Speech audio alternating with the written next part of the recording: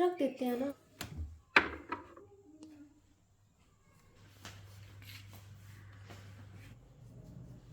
माशाल्लाह।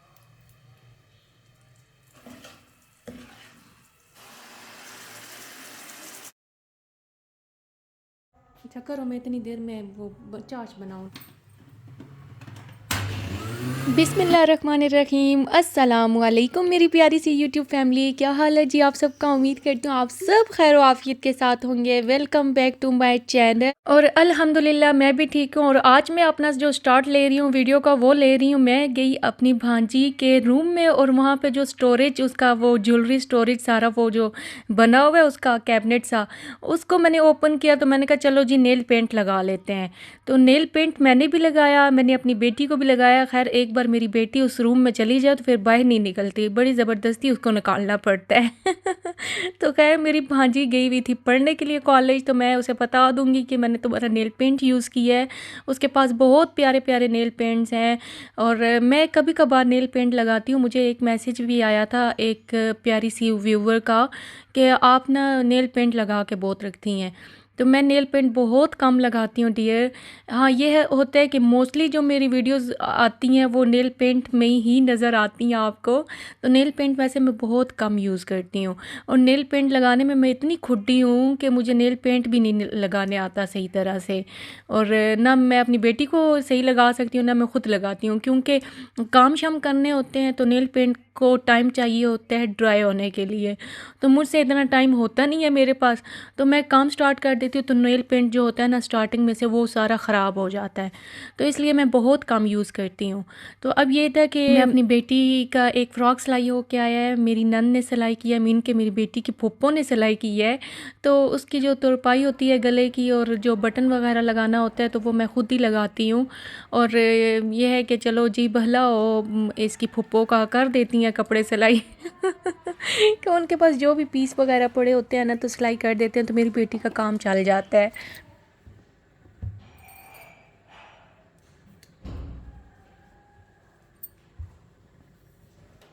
फिर आप चली जाना, ये वाले नए कपड़े पहने प्यारे से पहनोगी है ना।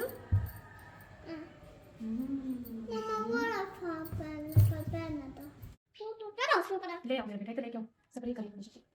चलो मैं अभी स्टार्ट कर दूं, क्या खिलौने भी स्टार्ट कर दूं। अरे ये पक्की लगा है, इधर दिखाओ।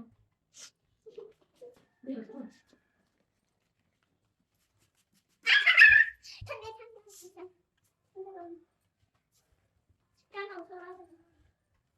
मेरी बेटी का ये है कि विंटर में भी और समर में भी ना, अभी छोटी है ना, तो जो भी कपड़ों का पीस वगैरह बचता है तो कोई ना कोई कपड़े बन ही जाते हैं, इसके तो काम चला लेती हूँ मैं। तो ये है कि मैंने अपनी बेटी को ना शलवार कमीज़ फ़्रॉक हो गया तो मैं बहुत वेयर करवाती हूँ।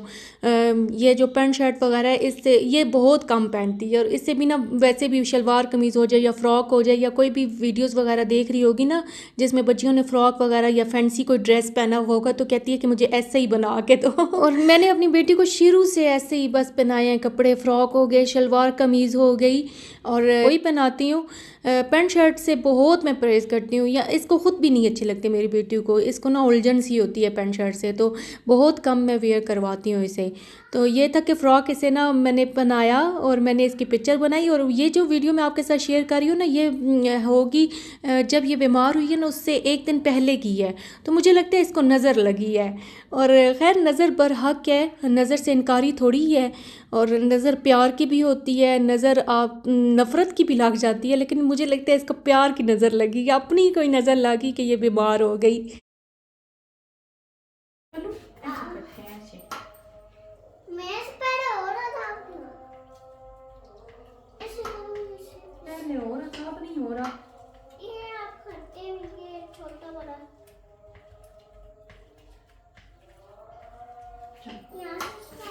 कल मैं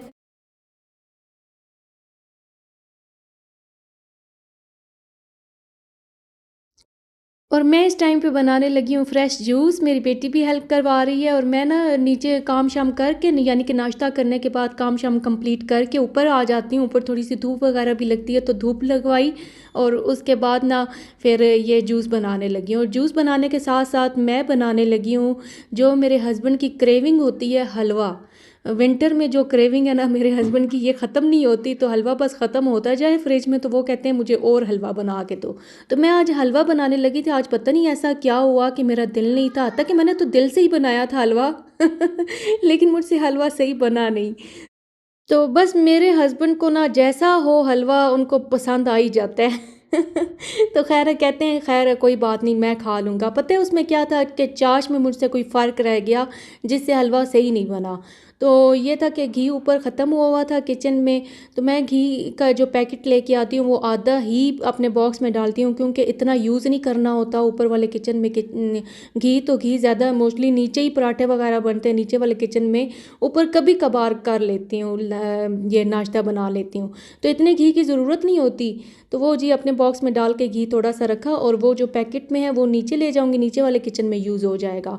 तो अभी ये था कि मेरी बेटी है वो साथ में हेल्प करवा रही थी। वो कहती है कि मैं स्क्वीज़ करती हूँ ऑरेंजेस, तो आप ना हलवा बनाएं। तो मैं साथ में हलवे के लिए अब घी डालने लगी हूँ कढ़ाई में।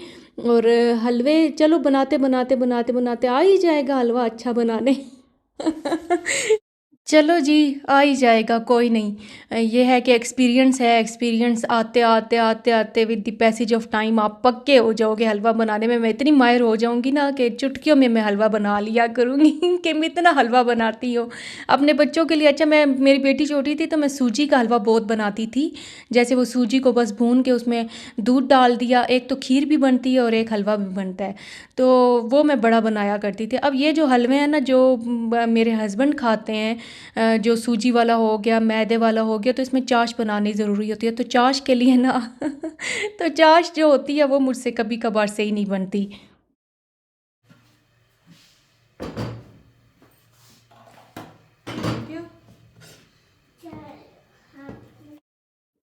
हलवा बनाने के लिए चूल्हे पे मैंने घी चढ़ा दिया था, और इसमें मैं इलायची 2 इलायची ऐड करूँगी।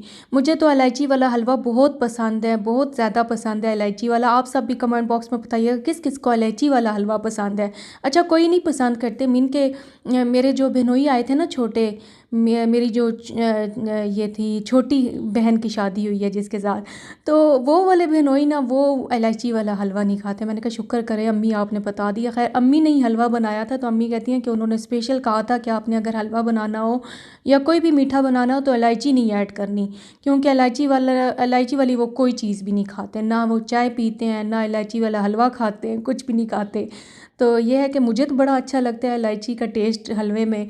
तो किस किस को अच्छा लगता है आप सब ने बताना है। तो बस अभी मैं चाश बना रही हूँ। अच्छा, मैंने अपनी बेटी का बताया ना कि मेरी बेटी को नज़र लगी है।